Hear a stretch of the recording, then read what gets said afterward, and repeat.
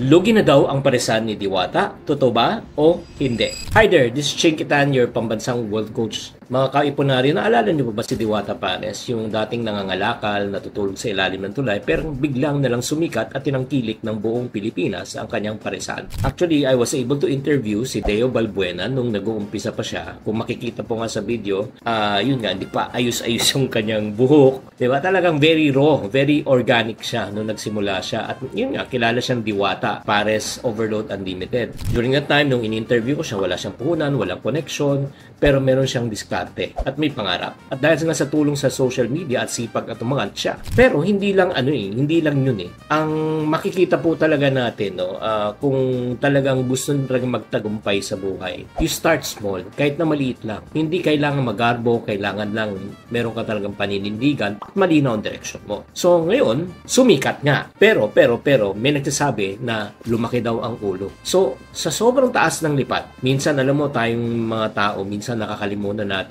dapat mag-ingat tayo kung paano tayong lumanding Kaya nga habang tumataas ang benta, sumisikat ang pangalan ni Diwata, pero may mga nagsabi nga, may nag-comment na nagbago na siya. One of the classic things that happened during that time, may nagpapabati ng birthday sa kanya at ito ang kanyang sagot. Diwata, birthday ko ngayon, pabati naman Nilipas din yan, kuya.